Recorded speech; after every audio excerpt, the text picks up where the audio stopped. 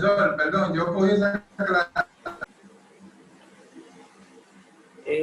Estamos entonces inmersos en el concepto de la sustancia entendida como sujeto.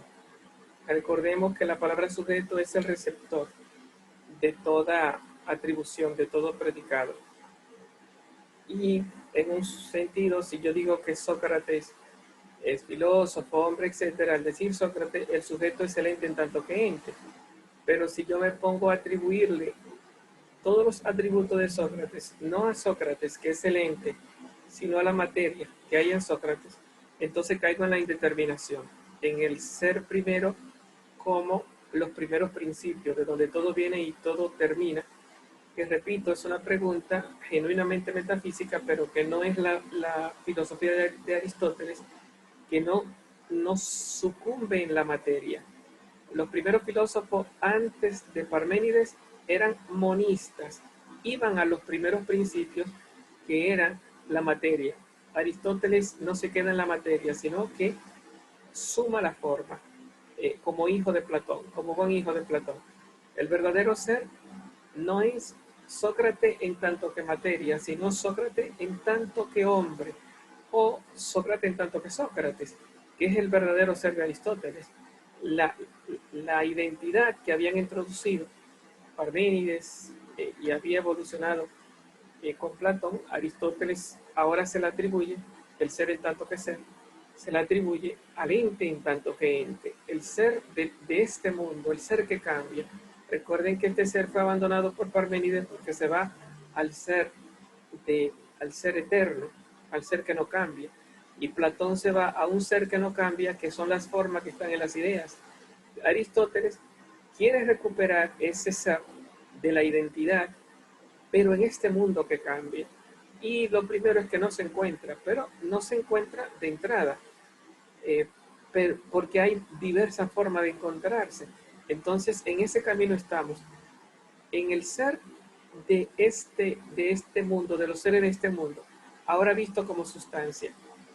Y repito, el primer concepto de sustancia de los cuatro que nos dio Aristóteles, el género, lo universal, la esencia, el primero en el que de alguna forma fija la atención es la sustancia como sujeto, entendiendo sujeto como el receptáculo de toda atribución. Entonces, eh, volviendo al texto, nos dice, examinemos por de pronto el sujeto, porque la sustancia debe ser ante todo el sujeto primero. Esa frase me resulta impactante, porque esa palabra de primero no es puesta ahora al ser. Recuerden que no estamos hablando del ser primero, sino que estamos hablando del sujeto primero. Y el sujeto primero, ¿quién es el sujeto primero? El sujeto primero es en un sentido la materia, en otro la forma, y en tercer lugar el conjunto de la materia y de la forma. Bueno, entonces, en vez de caer en la sola materia, nos presenta tres posibles caídas. Cuando yo hablo del sujeto, recuerden que la palabra ahora es sujeto, buscando la sustancia. La sustancia se puede entender como sujeto. ¿De qué sujeto hablamos? Bueno, el sujeto en Sócrates se puede entender de tres formas. La materia, que sería ir a los primeros principios. La socrateidad, que sería ir al compuesto, o al hombre, que también sería ir al compuesto, pero visto desde la forma. Una de las tres. O vamos a Sócrates en tanto que Sócrates, o vamos a Sócrates en tanto que hombre, o vamos a la materia. ¿De quién yo estoy hablando? Del hombre que hay en Sócrates, entonces caería en la esencia. De Sócrates en tanto que Sócrates, entonces caería en el compuesto. O de Sócrates en tanto que materia, entonces caería en la materia. Entonces nos dice, así nos dice que hay tres formas de caída, ¿verdad? El sujeto primero es en un sentido la materia, en otro la forma, y en tercer lugar el conjunto de la materia y de la forma. Por materia entiendo el bronce, por ejemplo. La forma es la figura ideal. El conjunto es la estatua realizada. Podríamos cambiar el ejemplo. Por materia entiendo la piedra. por ejemplo, la forma es la figura de Duarte, el conjunto es la estatua de Duarte. Podríamos poner otro ejemplo.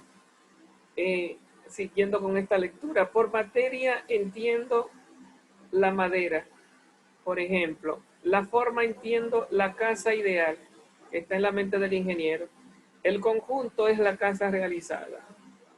Otro ejemplo, por materia entiendo el vidrio, por forma el vaso ideal en la mente del creador. El conjunto es el vaso de vidrio. La materia, la forma y el compuesto. La materia, de donde viene, si va a construir una casa, la madera. La forma, la casa en la mente, aunque fíjense que si no está explicando que la sustancia se entiende de tres maneras, que en un primer sentido la materia, en otro sentido la forma y en otro sentido el compuesto, vamos a ver cómo explica la forma, porque aquí está poniendo la forma aislada de la materia, y realmente eso no es aristotelismo, eso sería platonismo. Bien, continuemos la lectura, a ver qué nos dice. En virtud de esto, si la forma es anterior a la materia, interesante, ¿no? Si tiene más que ella el carácter del ser por la identidad, el ser es lo que está determinado con una identidad específica, será igualmente anterior por la misma razón al conjunto de la forma y la materia, al compuesto, a las dos cosas, materia y forma junto. Entonces, repito, en virtud de esto, si la forma es anterior a la materia, si tiene más que ella el carácter de ser, será igualmente anterior. ¿Quién será igualmente anterior? La materia, por la misma razón, al conjunto de la forma y de la materia. Bien, entonces, interesante, porque Aristóteles parece que ve con más claridad que la forma es anterior al compuesto.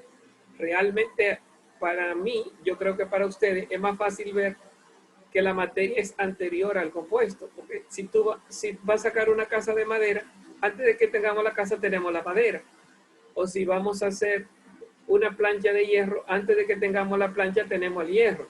Entonces, nosotros vemos claramente que la materia es anterior al compuesto. Sin embargo, Aristóteles habla aquí como si viéramos con claridad que lo anterior es la forma y nos dice de la misma forma la materia es anterior al compuesto.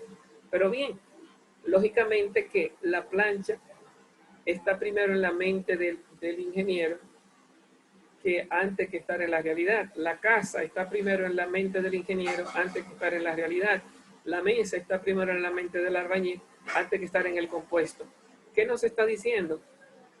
Que en un sentido la materia y la forma son anteriores al compuesto. Y hay que entender esta mirada aristotélica, porque decir anteriores me están diciendo anteriores al ser. La forma sola no es ser. Recuerden que la filosofía de Aristóteles es ilemorfismo, el compuesto. Y la materia sola no es ser. Entonces son anteriores al compuesto. Entonces, realmente Aristóteles no va a admitir ni el concepto de sustancia, ni el concepto de esencia en la sola forma, apartada de la materia, antes del ser, o en la sola materia, apartada de la forma antes del ser. O sea, la materia que está para hacer casa, no es ser. La madera que va a hacer casa, no es casa, no es ser.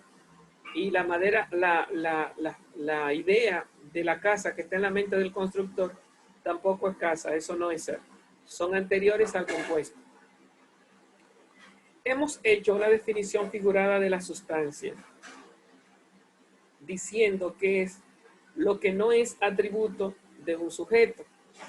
Eso fue allá cuando decíamos que el sujeto es el receptor de todos los atributos, no siendo el atributo de nada. Entonces, ¿qué es el sujeto primero? Si él dijo que la sustancia se entiende como sujeto, y si la sustancia se entiende como sujeto, el sujeto es la sustancia. hemos hecho una definición figurada de la sustancia, diciendo que es el sujeto, o sea, lo que no es atributo de un sujeto. Decíamos, aquello que recibe todos los atributos no siendo el atributo de nada. Entonces él es el último sujeto de atribución, no siendo el atributo de nada. Entonces, si no es atributo, no se puede verbalizar, no se puede predicar, no entra en el decir. Ya sabemos que Anaximandro se encontró con ese problema en la filosofía. Y los filósofos antiguos, los filósofos monistas tenían ese problema de que no podían decir que era el ser. Que uno cae que todo es agua, otro cae que todo es tierra, otro cae que todo es aire, pero terminan modificándolo. Dice Anaxímenes, no me refiero al aire que respiramos, me refiero al aire primigenio. Y Tales en un momento habla del humus o el agua primigenia para diferenciarla del agua que bebemos. O sea, que hay una realidad que Anaximandro fue quien más se acercó, que en un momento es agua, en otro momento es fuego y en otro momento es tierra. ¿Y qué es esa realidad? Es indeterminada. O sea, ahora estamos no en la suma del decir, sino en la indeterminación en la indeterminación no del ser, del sujeto primero en labios de Aristóteles. Porque los primeros principios en labios de Aristóteles no son ser. Es interesante, el agua, el fuego, el aire, la tierra no son ser, sino que son materia, o más exactamente, son sujetos de atribución. Sujeto primero de atribución. Claro que esto no es aristotelismo, porque esto no es el ente en tanto que ente. Esto es el ente en tanto que materia, o en tanto que primeros principios, o en tanto que arge. Dice, pero necesitamos algo mejor que esta definición. Es insuficiente, es oscura. Además, conforme a esta, la materia debería considerarse como sustancia. Interesante. Porque si no es una sustancia, ¿qué es sustancia? Recuerden que lo había dicho, lo que tiene existencia propia, lo que existe por sí mismo. Y recuerden que lo que permanece sin que se genere, sin que se destruya, es la materia. La materia, gracias a la materia, la cosa existe para Aristóteles. No será así para Tomás. Pero para Aristóteles, gracias a la materia, una casa es de madera gracias a la madera. La casa existe gracias a la madera. Un vaso de vidrio, el vaso existe gracias al vidrio. Si mi hijo hace de una masilla un muñequito, el muñequito existe gracias a la masilla. Es la masilla la que existe. Eso es masilla, diría mi hijo. O una casa de madera, eso es madera, rómpela. No habrá casas, pero seguirá siendo madera. Entonces, ¿a quién se le debe la existencia inextinguible en este mundo? Digo inextinguible porque por más que tú la quieras hacer desaparecer, como vio Aristóteles, tú no la puedes desaparecer. Lo que tú puedes hacer es transformarla. Tú quemas el papel y te queda el carbón. Tú quemas el carbón, te queda la ceniza. Tú destruyes la ceniza, en algo se convierte, pero no es verdad que existe la magia de desaparecer.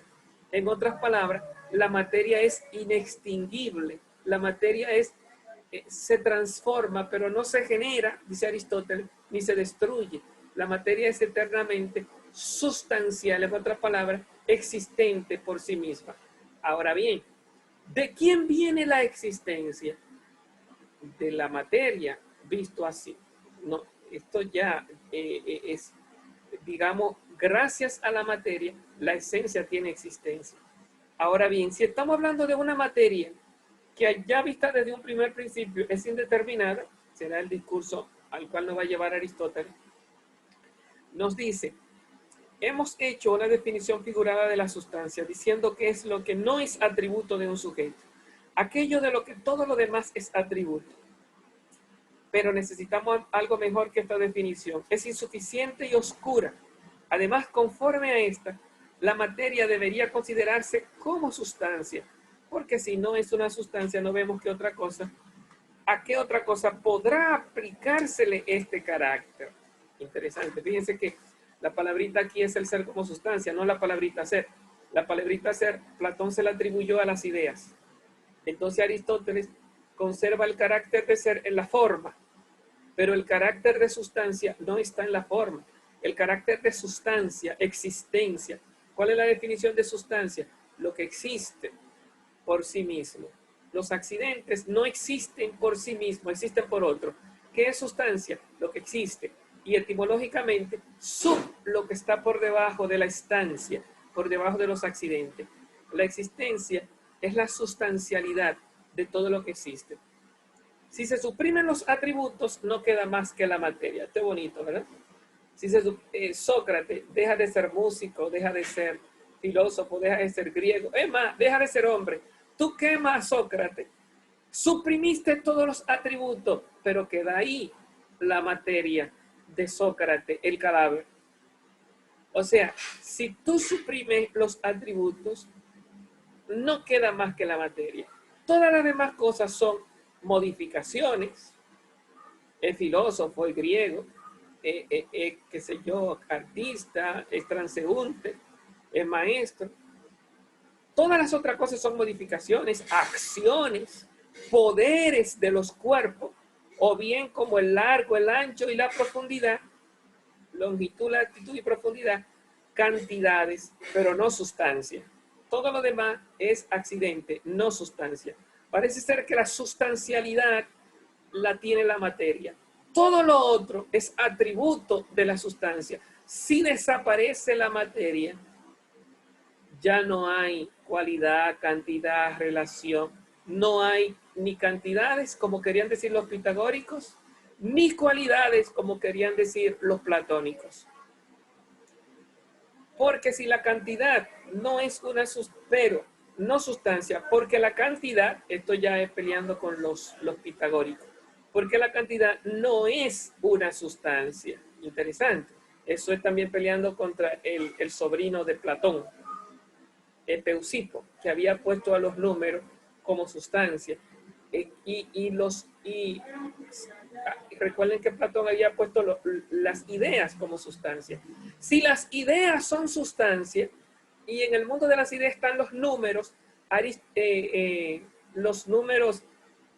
pitagóricos, pues es sencillo. Si Platón santificó como sustancia, como existente por sí misma, las ideas, pues también las cantidades tenían que ser sustancia. No estamos hablando de las cantidades de este mundo en principio, estamos hablando de las cantidades en el mundo de las ideas para los pitagóricos. Lógicamente, que entra aquí en escena Aristóteles y nos dice, la sustancia no es ni las ideas de Platón, no lo ha dicho todavía, va a terminar diciéndolo y es lo más complicado que vamos a ver. La sustancia no es la idea de Platón, ni los números de Platón y de los platónicos, ni los números de Peusipo, es lo que estamos viendo ahora, ni de los pitagóricos. Dice, porque la cantidad no es una sustancia. Sustancia es más bien el sujeto primero, aquel sustrato. La palabra sujeto, también se puede utilizar la palabra sustrato, lo que está por debajo como receptáculo, receptor de todos los atributos. La sustancia es más bien el sujeto primero, el anterior a todo, en el que se da la cantidad. La cantidad, como estamos hablando de cantidades, en el que se da la cantidad de los cuerpos, largo, ancho y profundidad, la altura, la anchura, el ocupar volumen en el espacio. Suprímase la longitud, latitud y profundidad y no quedará nada. Yo no sé si logran ver eso.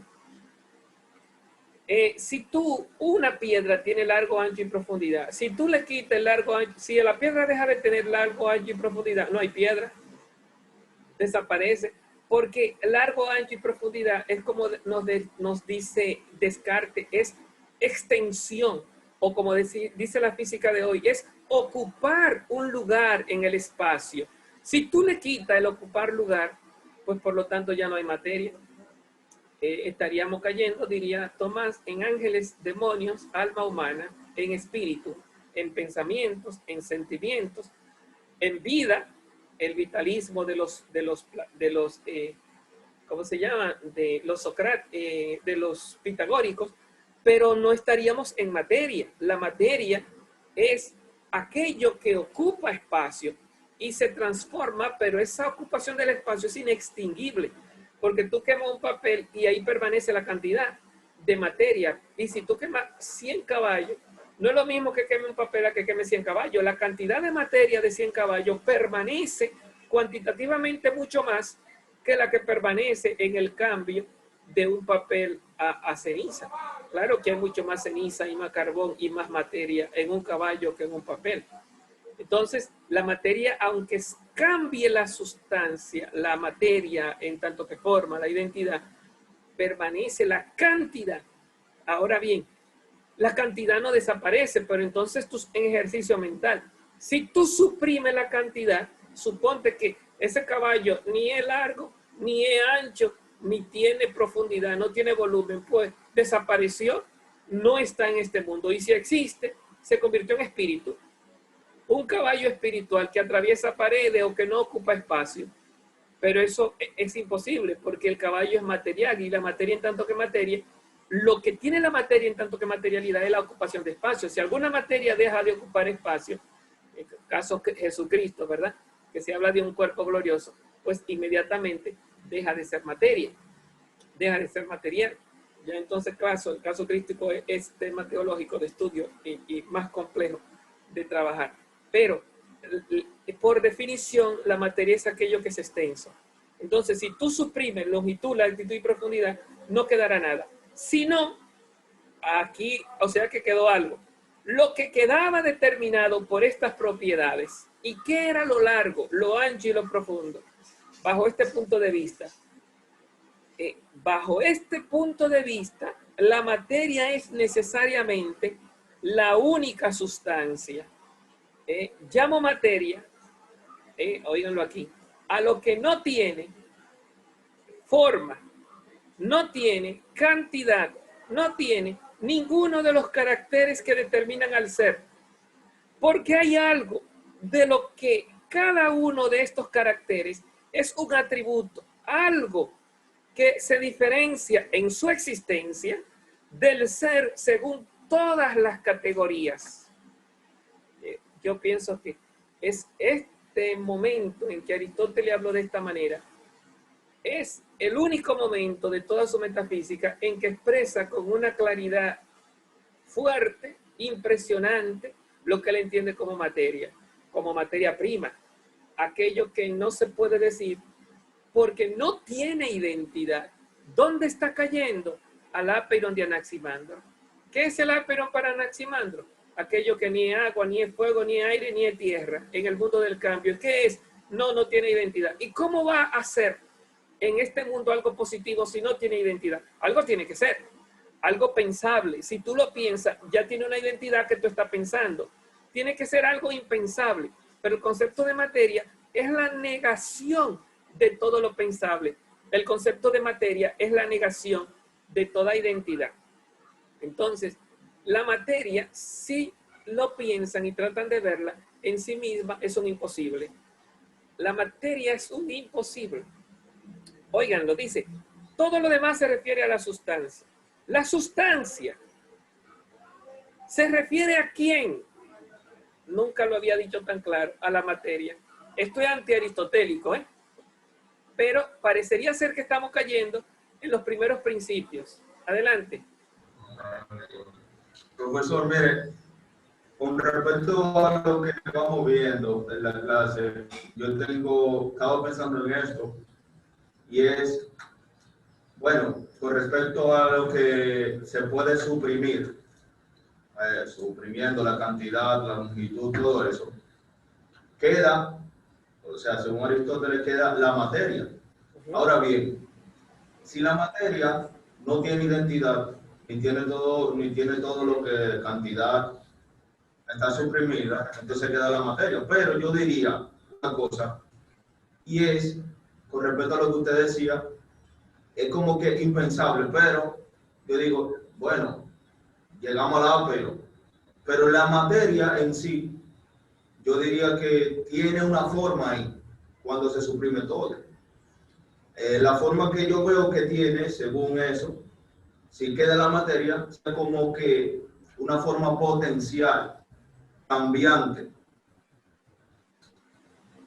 a partir de ahí, entonces, todo lo que hemos suprimido, entonces, no se suprimiría. Ahí llegaríamos a ese punto. Como que sería para mí, y esto yo lo he pensado así, como la misma potencia, o sea, la misma forma potencial, o sea, la idea de potencia, pero en acto.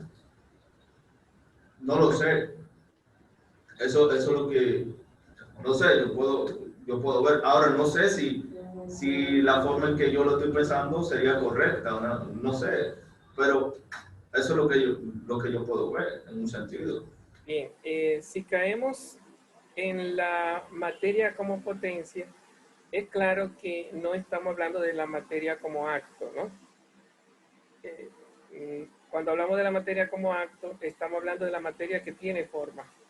Si hablamos de la materia como potencia, estamos hablando de la materia de la cual estamos suprimiendo la forma. Lo que no estamos suprimiendo es la existencia de la materia. Entonces, el problema es aquí que uno entra en un conflicto mental, porque uno necesariamente tiene que positivizar en la mente una idea, aún y cuando uno está hablando de una potencia. Pero que eso, si tú logras verlo, tiene que ser contradictorio, porque pensar una potencia en tanto que potencia es positivizarla y por lo tanto ya no es potencia. Ya tú le estás dando una existencia y una identidad, aunque sea conceptual. Tú le estás aceptando como un algo, como un aliquid, o sea que la está convirtiendo de no posible a una realidad. Recuerda que la potencia es una posibilidad.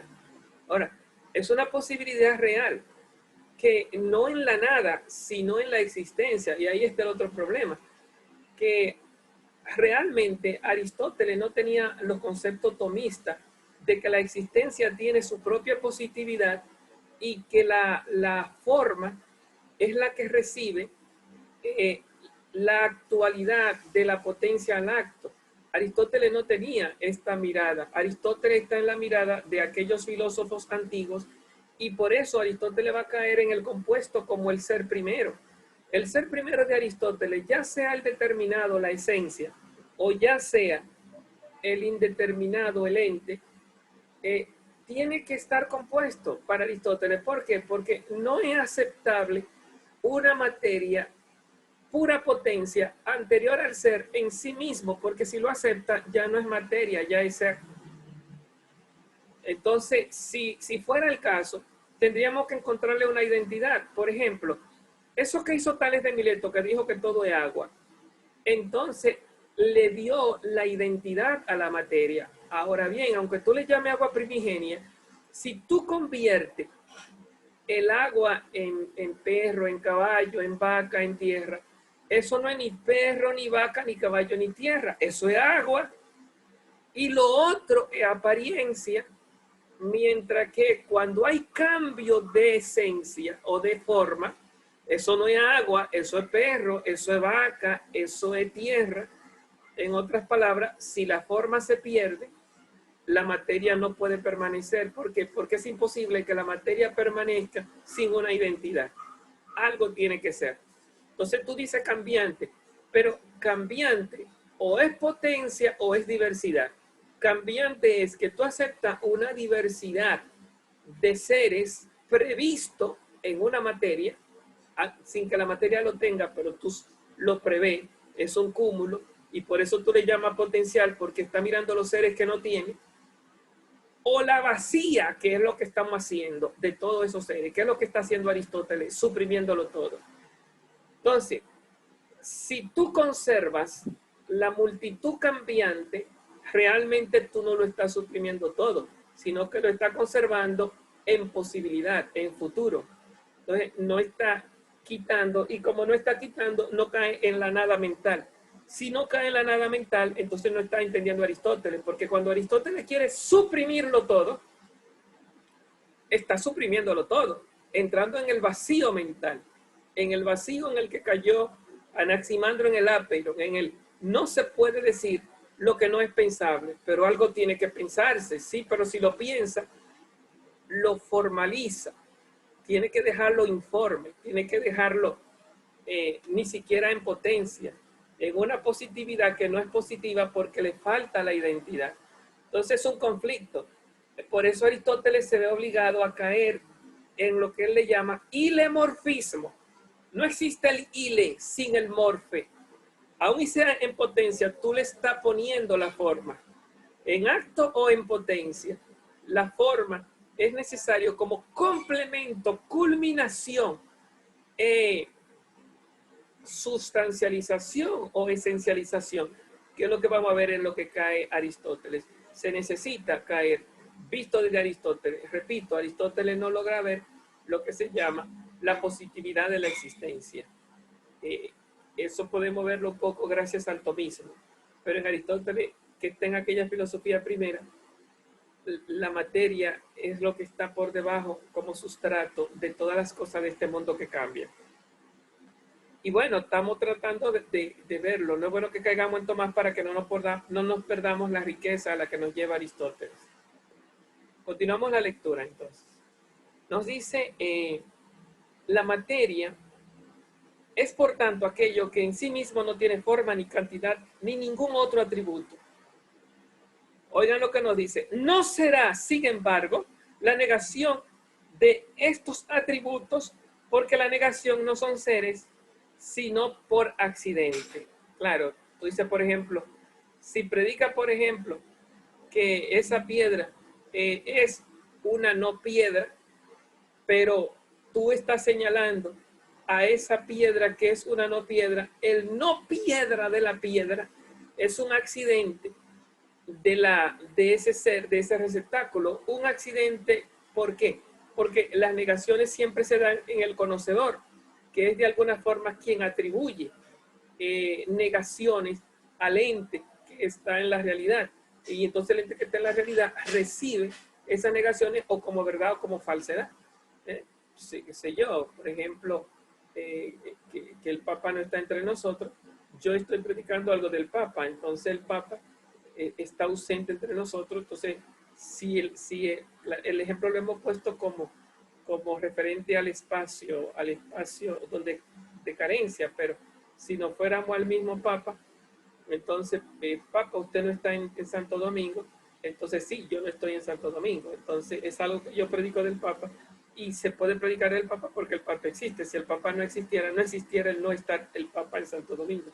En otras palabras, siempre que tú predicas el no ser, ese no ser es atribuible como una modificación de la sustancia. Para poder entender a Aristóteles, siempre tiene que haber un sujeto detrás del accidente.